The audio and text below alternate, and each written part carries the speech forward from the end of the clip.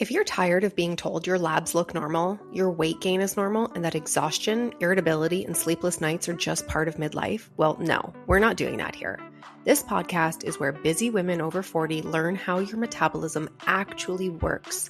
Liver health, detox capacity, hormone shifts, stress chemistry, gut health, and the truth about what's really happening inside your body. No guesswork, just strategies that actually give you the results you're looking for.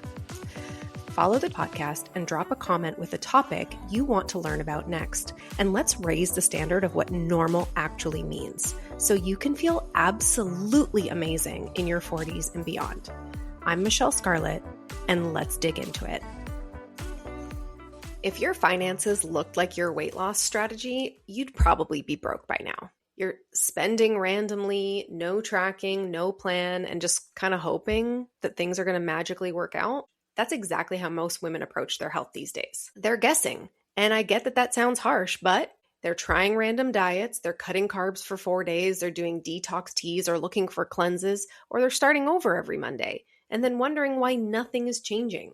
Today, I want to completely reframe weight loss for you because sustainable weight loss works almost exactly like building wealth. It's not about extremes. It's not about panic and overreaction or overcorrection. It is definitely not about punishment. It is literally as simple as it being about principles. Your metabolism works just like your bank account. You have deposits, you have withdrawals, and you have reserves or a savings account. And if you are constantly withdrawing from your body, which means under-eating, over-exercising, not sleeping well, stress, caffeine overload, emotional exhaustion, eventually you go metabolically bankrupt. And that is typically where I see women. That's when women come to see me. And what happens when somebody is financially stressed, they stop thinking long term. They are in survival mode. They want to lose that last 10 pounds right now for a vacation, for a wedding, for an event. And that's exactly what your body does. It slows down, it stores fat, it increases cravings, conserves energy, but not because your body is broken or working against you, literally because your body is so intuitive and needs to conserve energy for you. Imagine trying to build wealth like this. What, you never check your bank account or you have no idea how much you're spending monthly? You randomly invest in things that TikTok told you to buy? You panic every 5 days and switch strategies. That would sound insane financially. But that's exactly how people approach weight loss. They think, oh, I'm eating healthy, or I'm barely eating, I should be losing weight, or I'm just trying to be good. None of that is measurable. And this is where I think people like Dave Ramsey got it right. Not because his concepts were revolutionary, but because he simplified wealth building into repeatable steps, a framework. And that's exactly what you need when it comes to weight loss. So here are your core steps. This is the framework that I use with every single one of my clients day in and day out to get the unbelievable health transformations that we get here. This is where I think the health industry severely overcomplicates everything because the truth is weight loss, metabolic health, and longevity are all built through these repeatable principles, the same way wealth is. You don't build wealth by randomly investing. You don't build a healthy metabolism by randomly dieting. So, core step number 1, eat for your results.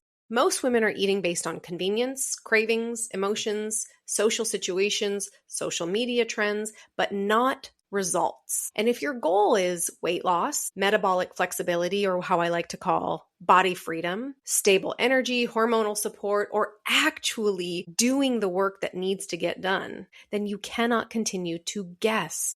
That's like throwing money around every month and hoping your savings account grows. You need data.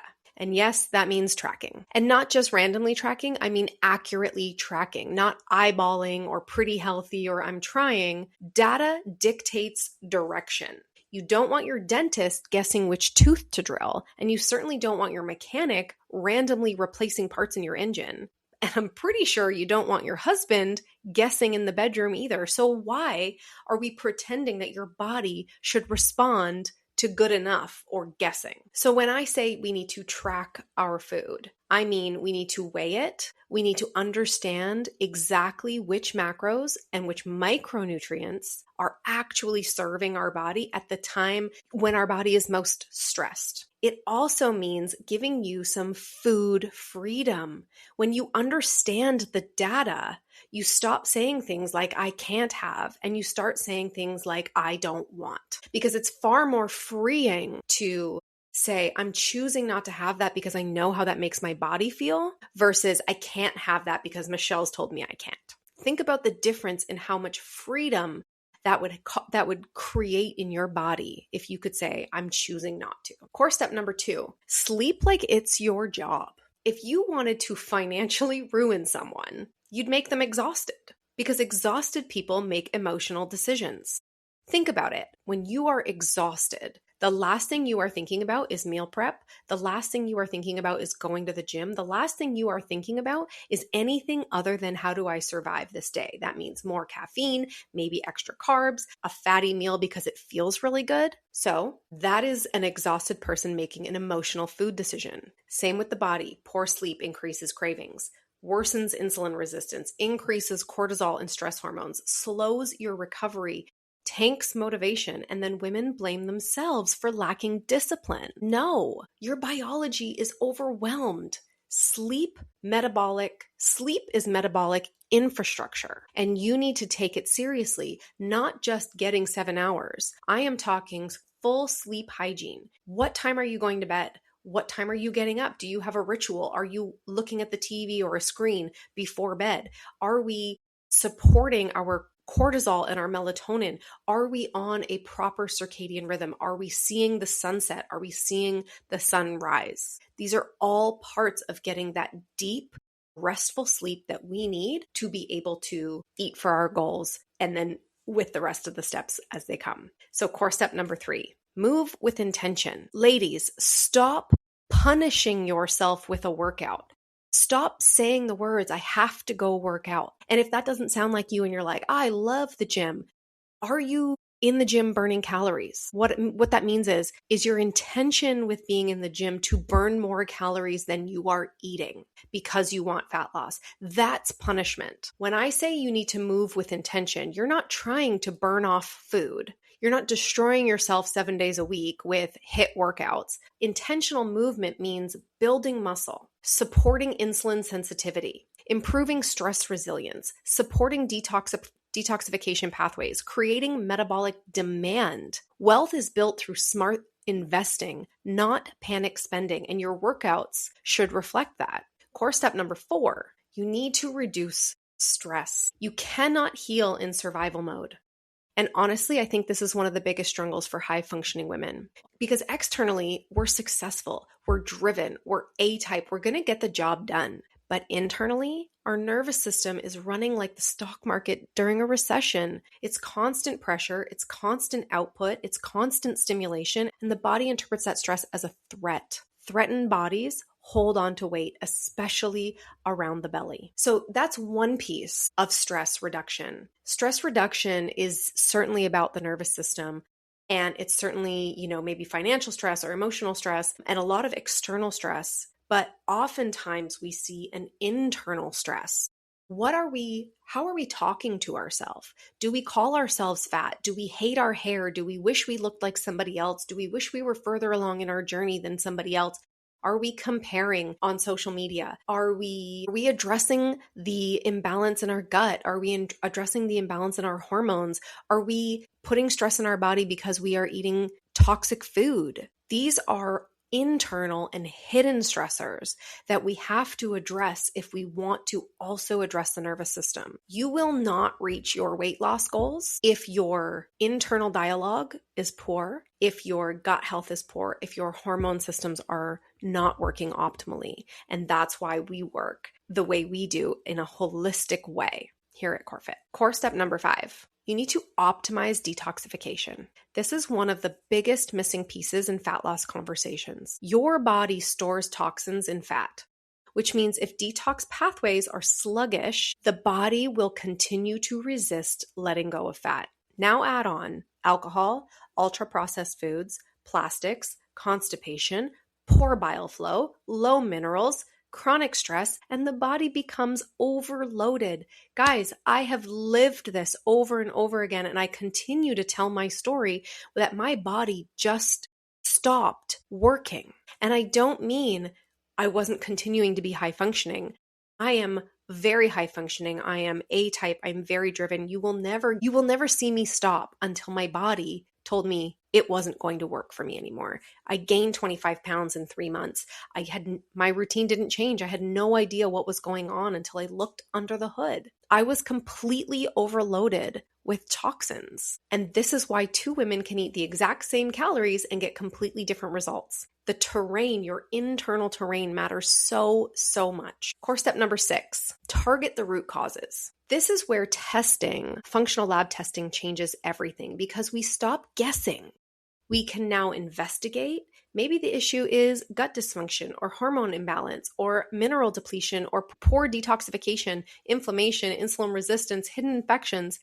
The symptom is weight gain, but the root cause is always deeper. Tracking collects data, investigation creates direction. And when we put this all together, all 6 steps, and you nail them and you are continuously bringing it back to the simplistic basics of financial principles, of weight loss principles, of optimal health principles, the core steps, you make it to core step number 7. That's called body freedom. This is the real goal. It's not obsessing over every calorie forever. It's not continuously yo-yo dieting your entire life. It is not continuously having an internal dialogue of how you failed at every attempt you've made to lose weight. Eventually, it's not tracking every bite. It's not constantly fearing weight gain. It's body freedom, understanding your body, trusting your body, knowing how to respond to your body's signals